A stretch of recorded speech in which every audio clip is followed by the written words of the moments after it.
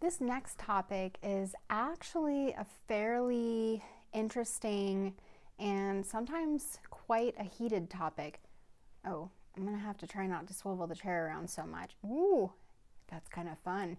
Okay, anyways, back to the topic at hand today. So in this video, we're gonna talk more about using food as rewards and motivation, not using them as bribery. So oftentimes, using food when we are working with our dogs or working with animals or even working with other humans, it's often considered to be bribery.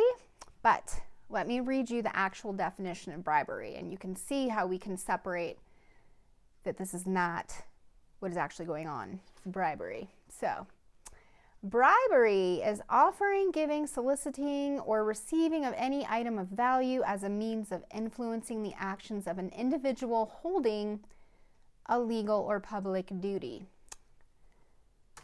Are dogs holding legal or public duty? No, not at all. So this is a very interesting topic, as I mentioned earlier, because there tends to be a lot of human psychology behind it, and human psychology propelling it forward and making it seem like we are using bribery to get our dogs to do the things that we want them to do. There's also the misconception that we are the alpha, we are the dominant one of the pack of dogs, or a pack of humans and dogs. And so dogs should do what we say, when we say, because we said so. So that's actually not very true. And that can be a very frustrating way of thinking if we are constantly expecting another living, breathing, sentient creature that has its own ideas, thoughts, and feelings about what they would like to be doing versus what they would not like to be doing. That's a lot to unpack and unload on dogs. You're going to do something because I said so. So I don't necessarily like to consider this being bribery. So there's also some other terms that we can use. So we can look at trading, we can look at exchanging. It's motivation, my friends. The reason that you go to work is why? To receive a paycheck. So there's your motivation to keep going to your job.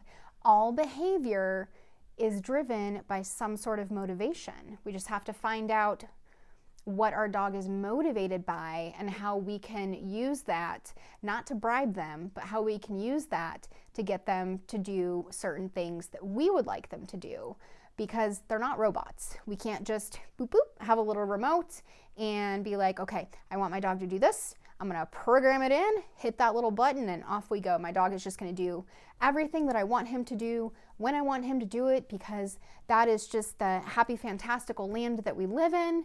Well, unfortunately, the reality of things is that's not how it works. And oftentimes, dogs are gonna do what dogs are gonna do. Dogs will always do what works for them.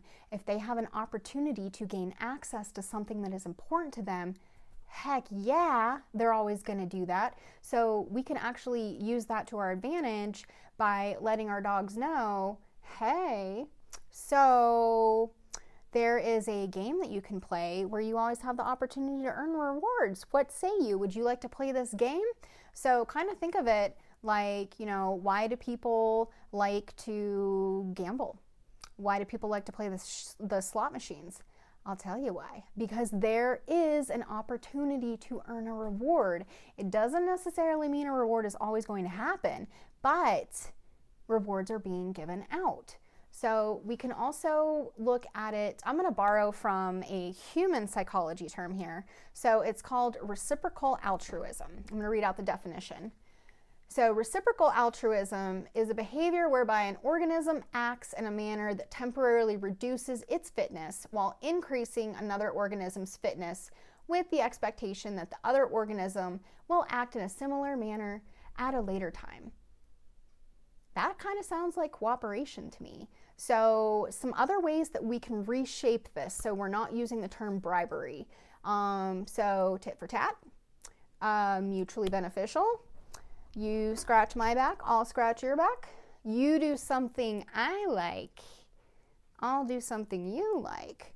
So using food rewards, or we can call them treats, morsels, nibbles, goodies, tidbits, snacks, noms, nuggets, whatever you want to call them, is really beneficial when it comes to working with our animals and our dogs.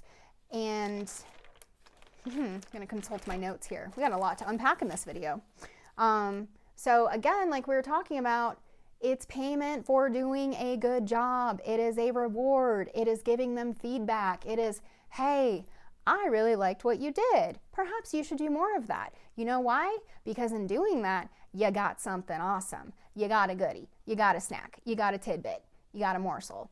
So let's talk a little bit more about what types of environments we're in and what type of food you should be using, because it does change depending on the type of reward that you're using, the type of the food reward, so how valuable is it to your dog, but also the environment in which we are asking or cueing the dog, requesting for them to do something. So low value, so that's going to be stuff where it's kind of run of the mill. So that could be your dog's kibble, anything that they consider lower value. So this is going to be rewarding cues and behaviors that your dog already knows in a less distracting environment where they feel pretty safe and comfortable.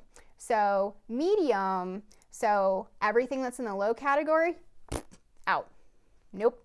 So medium is going to be a little bit higher value. So not like the mecca of everything, not like cheese is life or hot dogs are life or whatever it may be that your dog thinks is the most fantastical food reward on the planet. So this is going to be for teaching new skills, teaching new behaviors, new cues, new requests. So this is rewarding cues and behaviors that your dog can also already know in an environment that might be a little bit more distracting. So this could be the difference between low, being in your home, and medium, moving outside to the backyard. So high value reward, this is going to be the pinnacle. This is everything. Your dog will literally do anything and everything for this. So you're going to have to do some experimentation because we don't necessarily know what our dog's low, medium, high value are. And also keep in mind they do change sometimes. So high value, this is like stinky, smelly stuff. This is stuff that they don't get very often. High value can be very instrumental in making sure that you have a reliable recall. You want to know why? Because every single time your dog returns to you, they get something super effing awesome. Like super effing awesome. Like amazeballs. So this is going to be cues and behaviors and requests that your dog already knows in highly distracting situations, or situations where there's the potential for them to be fearful or uncomfortable. Also, another reason why I like to always use food rewards. Okay, let me back up for a second. So when people ask me, hey, am I always going to have to use food rewards? Is this going to be something we're going to have to do for the rest of my dog's life? Well, that's kind of a personal choice. You do you. No judgment here.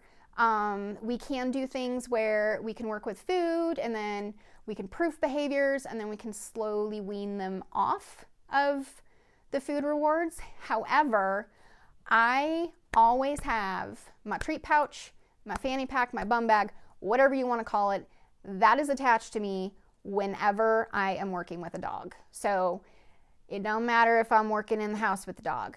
Doesn't matter if we're going to the park to work on skills, we're going for a walk, we're going to Home Depot, whatever we're doing, that is attached to my hip. I bring it everywhere. Doesn't mean I'm always going to use it all the time or overuse it, and who cares if you overuse it, whatever, whatever. Just pack up your dog's meal. You can use that as rewards. So I like to use this because it can be really helpful for a variety of reasons. So it can gauge what threshold your dog is at. So think of threshold as like an imaginary line where we have this area over here where everything's copacetic, dog is feeling good, green light, ooh, we're fine. And then we have approaching threshold, okay, getting a little worried, yellow light, proceed with caution, And then once we go around to this side, this is going to be red light, abort, abort, danger, danger, warning, warning, warning. So that's going to help you gauge your dog's threshold, because if your dog is readily accepting those food rewards and super jazzed about it, green light, ready to rock and go, ready to rock and roll. You have your dog's attention, things are going well. If they are accepting the food rewards, but you notice there's a little bit of hesitation, we're starting to get into the yellow light. So caution, we are rapidly approaching that threshold. And then if your dog flat out stops taking the food rewards, we are now in the red zone. So at that point, your dog is over their threshold. So it can be really instrumental in helping us kind of gauge our dog's emotional state and where they're at based on the threshold.